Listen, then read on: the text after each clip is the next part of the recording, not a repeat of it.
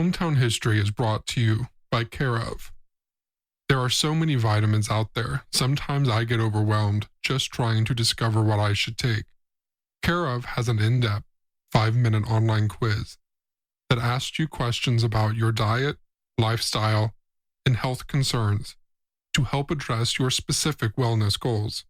When I took the quiz, I was blown away by how easy to use it was. The questions were able to pinpoint the right vitamins I should consider for my specific needs. My favorite part of Care Of is that their products are formulated with good-for-you, clean ingredients that are backed by science. When I received my Care Of vitamins, they were individually wrapped in daily packets that made it easy to get in the routine of taking them.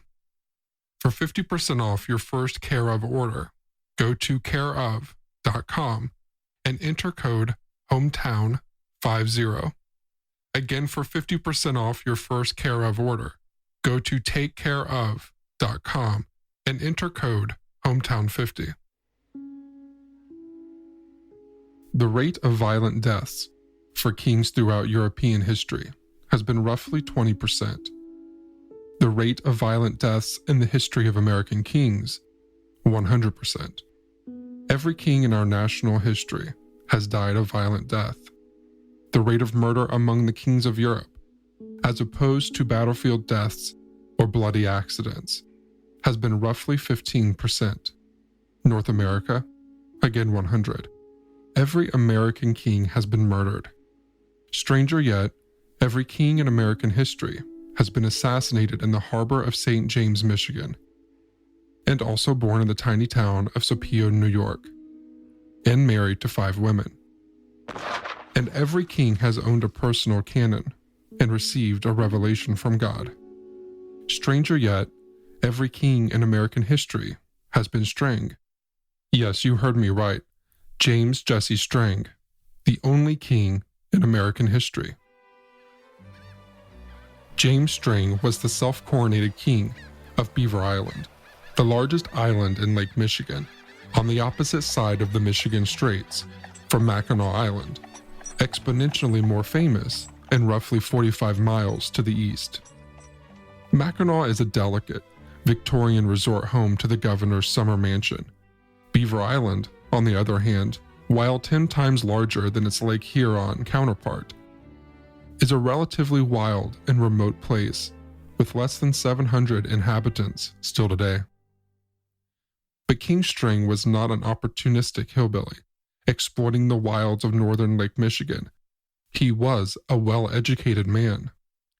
He was a scientist and a correspondent for the New York Tribune.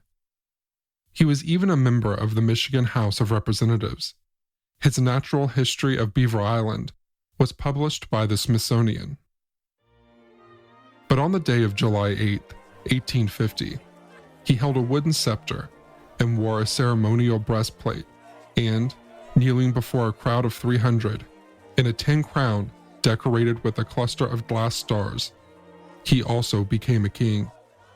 And at least for that day, he looked the part, donning a bright red flannel robe topped by a white collar with black speckles. The kind of robe you've probably seen in European royal portraits, with a touch of the Dalmatian coat of Cruella de Vil. Days earlier, an angry mob had gathered to kill the Mormon leader and scatter his followers from the island. But Strang was, as he tended to be, one step ahead. He had purchased and secretly brought to his Beaver Island compound an army cannon, and when the mob arrived, he promptly fired it over their heads. The shock and awe of that gesture brought him years of relative peace and was the perfect prelude to his coronation. It was a fantastic display of machismo and established his status as the island's alpha male, the BMOBI, big man on Beaver Island. Locals would continue their threats, but Strang was now the unchallenged leader of this remote territory. And to be clear, Strang claimed kingship only of his personal kingdom of fellow Mormons. He was too smart to claim a fixed geographical territory in what would have been an effective secession from the American Union. Instead, his subjects would be dual citizens of the Kingdom of Strang and of the state of Michigan.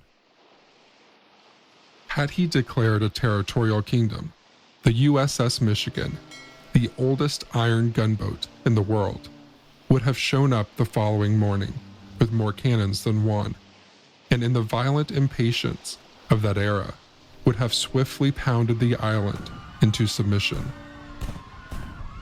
But Strang was savvy, and so far from becoming an enemy of the United States government, he was about to become a member of it, while king of Beaver Island. When word of this American king reached the American president, Millard Fillmore, Fillmore launched an investigation into Strang on grounds of treason and counterfeiting. But when Strang was brought to Detroit for prosecution, the actual outcome was something no one predicted: widespread popular exposure. The public loved him. Within a year, he was elected to the Michigan House of Representatives and completely flipped his public image. A major Detroit newspaper, the Detroit Advertiser, summarized this about-face in the popular narrative on February 10th, 1853. Quote, "Mr. Strang's course as a member of the present legislature has disarmed much of the prejudices which has previously surrounded him.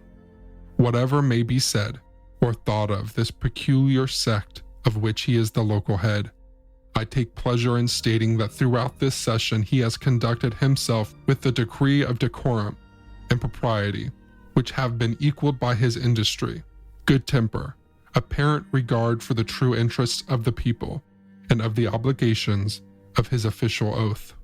End quote.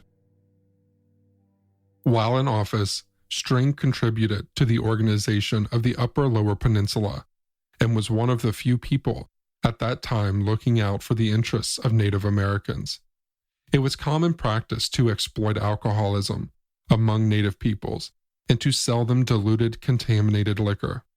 This had devastating effects on Native communities, and Strang fought this practice both in his writings and from his legislative seat. As you might guess, this stance only added to a growing list of personal enemies.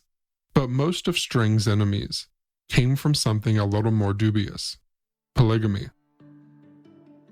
After opposing the institution for most of his life, he eventually tired of the company of his one wife Mary, and added 4 more, including 3 teenagers, 2 of whom were cousins. But one does not simply walk into church one day with an additional wife in tow. Beginning this intrepid lifestyle requires a fair amount of intrigue and conspiracy.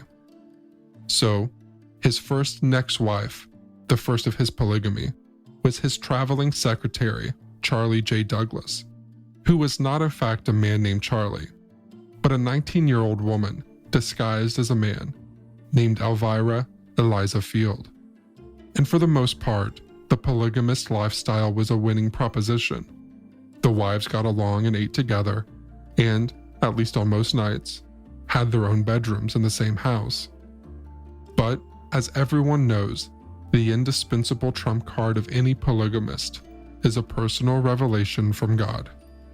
Once you've recorded this revelation, all you need for spiritual carte blanche is an above-average command of religious jargon and a compelling speaking voice, along with, apparently, a decent sexual appetite, all of which Strang had.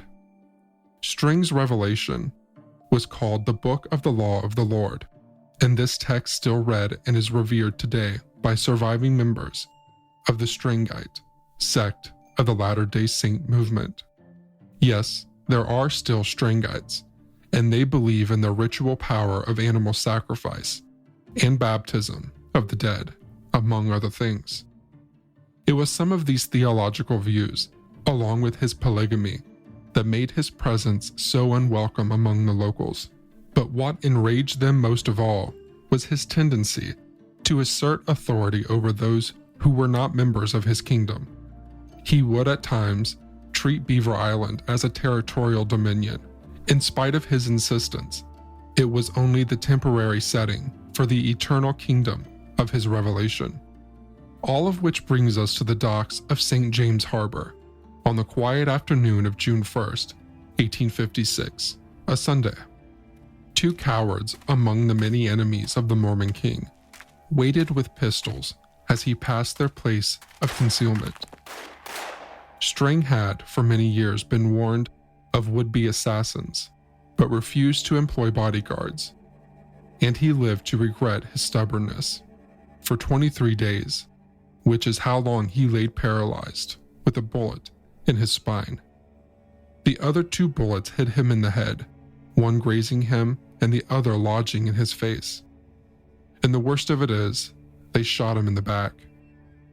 And as if to put an exclamation point on their case for being the biggest dirtbags in the state of Michigan, these two assassins, Alexander Wentworth and Thomas Bedford, proceeded to pistol whip this bloodied and paralyzed man, who for all his eccentricities had been no threat and had done them no harm. What followed has been called by one Michigan historian the most disgraceful day in Michigan history. All 2,600 Mormons on Beaver Island were driven from their homes like cattle and forcibly boarded onto steamships before being dumped unceremoniously on docks all over the coastline of Lake Michigan. This entire kingdom became impoverished and homeless in one day. Their land was stolen, they were beaten, and their property was reduced to whatever they could carry with them. The city of St. James became deserted and tenantless, and today has little evidence of once being the seat of an American kingdom. Strang's body lies in a neglected grave in Burlington Cemetery in Burlington, Wisconsin. The rate of murder for European kings that we mentioned at the beginning of this episode amounted to 10 murders for every 1,000 years. The North American rate, thanks to the cruel machinations of Bedford, Wentworth, and their co-conspirators, is 1 murder every 6 years. That's how long Kingdom Strang lasted before the greed of his political enemies and the resentment of the locals brought him down. There are scattered memorials on the island still today that recall the reign of Strang for visitors to this remote Lake Michigan outpost.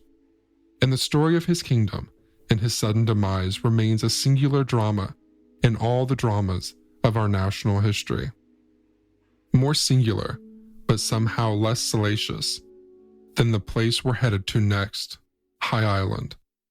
A smaller island in the Beaver Island archipelago, 4 miles to the southwest.